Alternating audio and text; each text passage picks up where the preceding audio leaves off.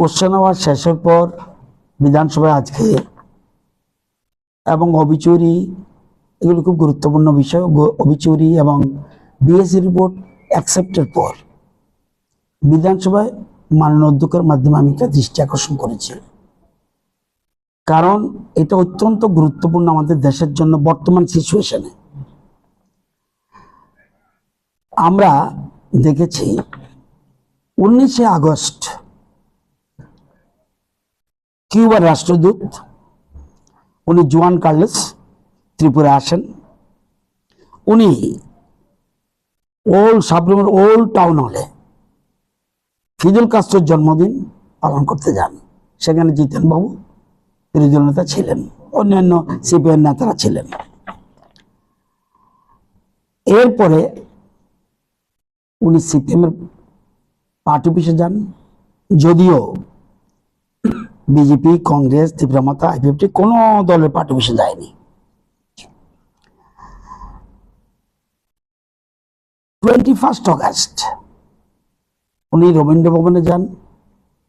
CPM party organise করেছে, যদিও নাম লেখা দেখবেন এই ধরনের পোস্টার, আলোচনা সভা, আপনিও আসুন।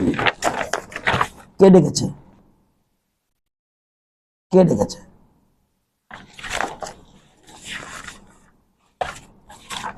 সিপিএম এর পার্টি অফিসে যান,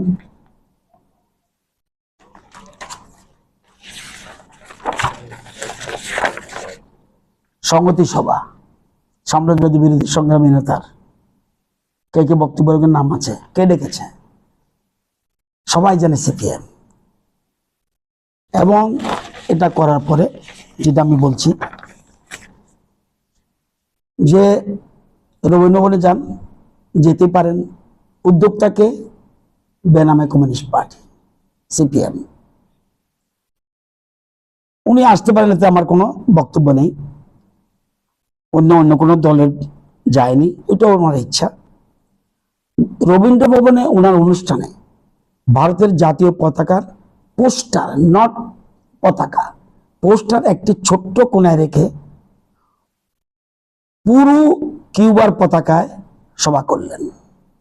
এবং যারা শ্রোতা, দর্শক, তাদের হাতেও কিউবের পতাকা ছিল, একটাও ইন্ডিয়ান ফ্ল্যাগ ছিল না। এবং নিয়ম কি? নিয়ম হলো দুই দেশের জাতীয় পতাকা থাকতে হবে, বরঞ্চ যে দেশে আসবে সে দেশের পতাকা বেশি থাকতে হবে।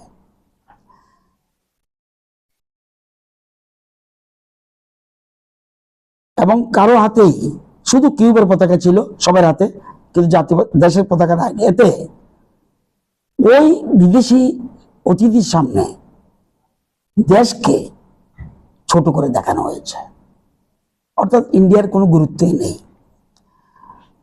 অনুষ্ঠানে ন্যাশনাল অ্যান্থেম এবং ন্যাশনাল সং গাওয়া হয়নি। এত একটা বিরাট অপরাধ, ভারতকে ছোট করে দেখানো হয়েছে। অথচ সেখানে অপোজিশন লিডার এন্ড এক্সিএম মানিক বাবু সেই সবার বক্তা। এবার রবীন্দ্র ভবনে কিউবার রাষ্ট্রদূত, এটা খুবই ইম্পর্টেন্ট, এই জায়গাটা আমি বলবো। জুয়ান কার্লোস মার্সান যিনি আছেন, ওনার বক্তব্যে, উনি ইংরেজিতে বক্তব্য রেখেছেন, ত্রিপুরার প্রশংসা করেন। সবুজ ত্রিপুরা রাজ্যের মানুষের প্রশংসা করতে গিয়ে তিনি বলেন, তিনি আধুনিক কিউবার সঙ্গে ত্রিপুরার তুলনাটা টানলেন।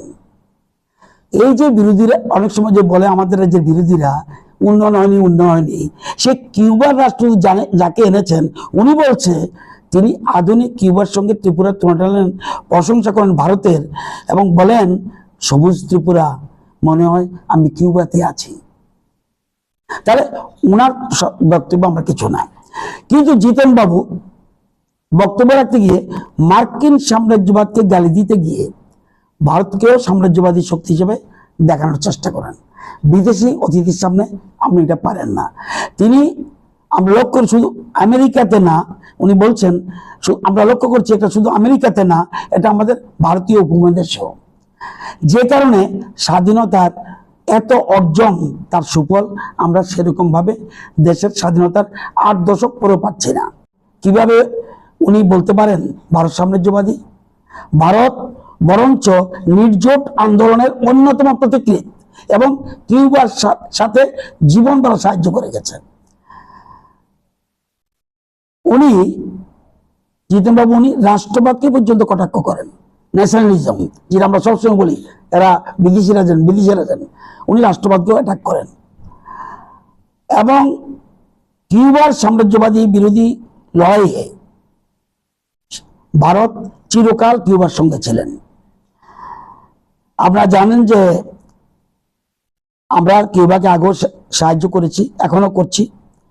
বাংলাদেশের মুক্তিযুদ্ধে ভারত সর্বতভাবে সাহায্য করেছে। ভারতের এবং ত্রিপুরার অনেক লোক মারাও গেছে।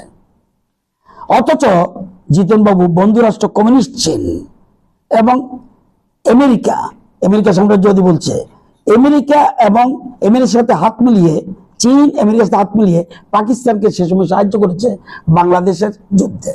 এটা পৃথিবীর সবাই জানে। তো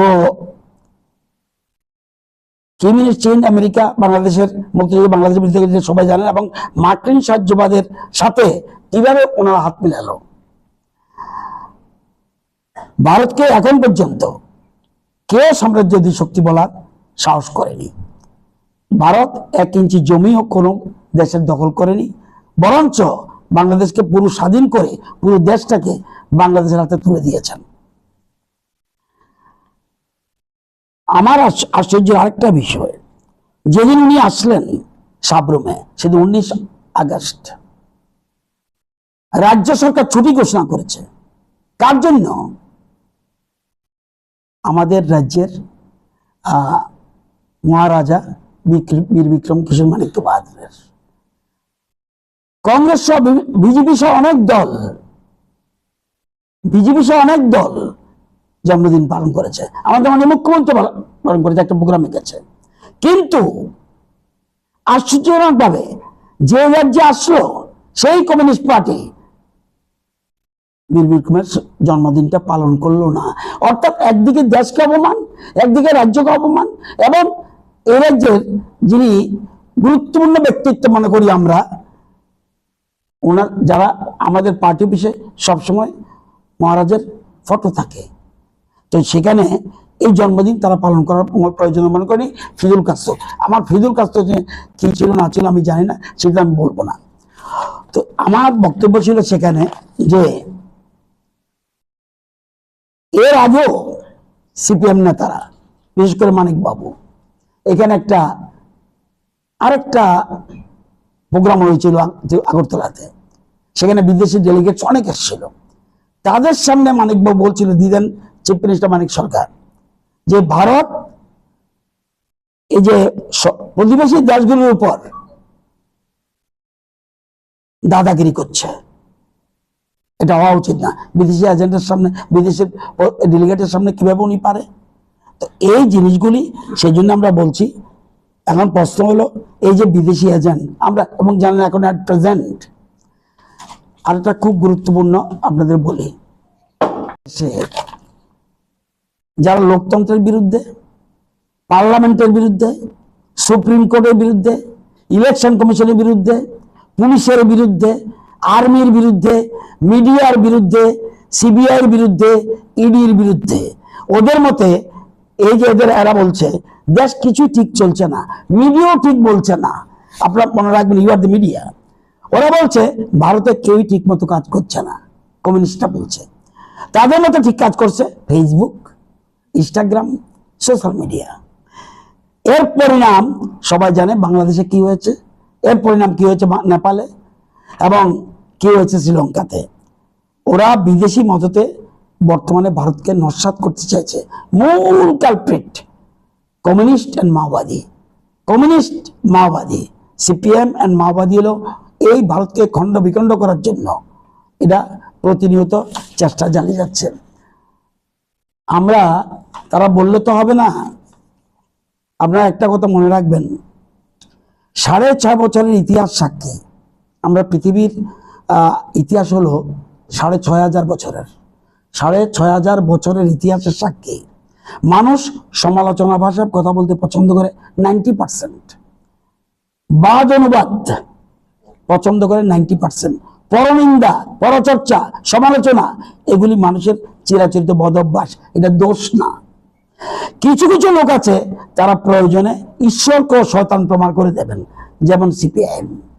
এরা প্রয়োজনে ঈশ্বরকেও শয়তান বানিয়ে দেবে, তাদের আমরা চিনি।